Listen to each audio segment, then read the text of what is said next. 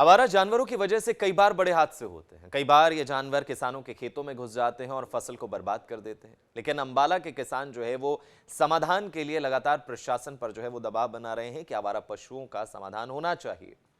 इसी कड़ी में बेसहारा पशुओं की समस्या को लेकर किसानों का गुस्सा फूटा। गुस्साए किसानों ने स्थानीय विधायक के निवास पर जमकर प्रदर्शन किया, मगर देर रात किसानों और प्रशासन के बीच सहमति बनी और बेसहारा गौवंश को पुलिस लाइन ग्राउंड में छोड़ दिया गया। इसके बाद यहां से प्रशासन द्वारा बेसहारा पशुओं को गौशाला में भेज दिया जा रहा है। किसान नेता मंजीत सिंह की माने तो आवारा पशुओं की समस्या अब काफी गंभीर हो गई है और ऐसे में इस समस्या से निजात पाना बेहद जरूरी है। कल लेकर आए थे अनाज मंडी अम्बाड़ा के अंदर गौवंश को इलाकों से इकट्ठे करके। लंबे समय की जद्दोजहद के बाद देर रात लगभग 12 बजे सहमति बनी। क्या हम यही बात रहे थे, पर प्रशासन को वो बात कहीं समझ में नहीं आती थी। प्रशासन इसको ढिलाई में ले रहा था कि शायद ये बस ऐसे छोड़ के चले जाएंगे। पर हम इन बेजवान जो पशु हैं, गौवंश है, इनका स्थायी समाधान प्रशासन की, सरकार की तरफ से चाहते हैं, क्योंकि मौजूदा सरकार बीजेपी की इनके नाम पर वोटें बटोरने का काम कर रही है। सो हमने इनसे मांग रखी थी, भाई हम यहाँ तो इनको लेकर आगे हैं किसान। अब सरकार की आगे ड्यूटी बनती है, इनको जहाँ मर्जी पहुँचाए, वो उनकी ड्यूटी है। मीटिंग में एसडीएम साहब से यही बात हुई थी, पर उस दिन इस बात के ऊपर सहमति नहीं बनी। एसडीएम साहब कह रहे थे कि आप यहाँ तक लेके आ गए, आप इनको गौशाला तक भी छोड़ के आओ। हमने कहा भाई ये हमारी ड्यूटी नहीं है। जब सरकार हमसे टैक्स लेती है इसी बात का और इस गऊ के नाम पर वोटें बटोरती है, तो सरकार की ये ड्यूटी बनती है, प्रशासन उसमें उनकी मदद करे, प्रशासन की ड्यूटी है। तो उसके ऊपर सहमति ना बनने के कारण देर रात होगी। आखिरकार फिर प्रशासन को मानना पड़ा हमारी बात को।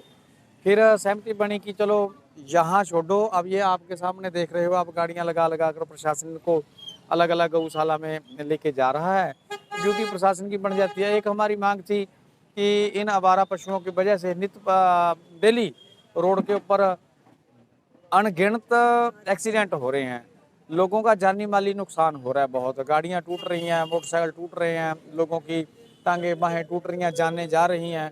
तो हमने उसमें भी ये उनसे अपील की थी कि सरकार इसके अंदर कोई लोगों को हेल्प कराए या कोई सरकार क्लेम दे अगर इनकी वजह से कोई रोड के ऊपर एक्सीडेंट होता है। तो उसके अंदर भी सरकार ने, एसडीएम साहब ने फिर रात अनाउंस किया कि सरकार ने कोई स्कीम चला रखी है। उस स्कीम का तो मेरे नाम ध्यान नहीं है, उसके अंदर आप हमारे को इन्फॉर्मेशन दो, हम उसके अंदर आपको 5 लाख रुपए तक का अनुदान दिलवाएंगे सरकार से अगर कोई मिसहैपनिंग होती है। तो तीसरी बात इसमें ये थी कि जो हम इनको, अब देखो कितने बड़े बड़े सांड हैं भाई साहब, थोड़ा साइड में भी हो जो आप दिखाओ, ये देखो भारी भरकम सांड हैं। कितनी जद्दोजहद के बाद हम इनको अपनी ट्रालियों में लाद कर लेके आए हैं और ये हमारी जान का खतरा है। हमारी फसल ये नुकसान कर रहे हैं, नस्ल ये नुकसान कर रहे हैं। जान जोखिम में डालकर हम ट्रालियों में इनको भर कर लेकर आए थे। कुछ लिखित में भी मैं बताता हूँ।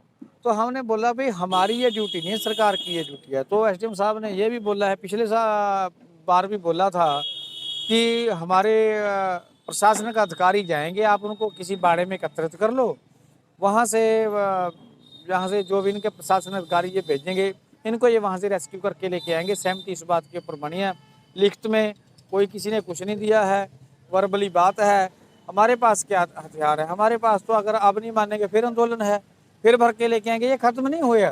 अगर सरकार सोचती है कि इनको एक बार टाल कर यहाँ से भेज दिया कि ये प्रॉब्लम खत्म होगी, ये प्रॉब्लम खत्म नहीं हुई है। सरकार सुन ले, हमने ये प्रॉब्लम खत्म करनी है कि इनसे लोगों के जान माल की रक्षा हो सके और ये बेजुबान जानवर जिनके नाम पर सरकार वोटें बटोरती है, उनका सही प्रबंधन इस अम्बाड़ा के शासन प्रशासन द्वारा किया जाए, हमारी ये मांग है।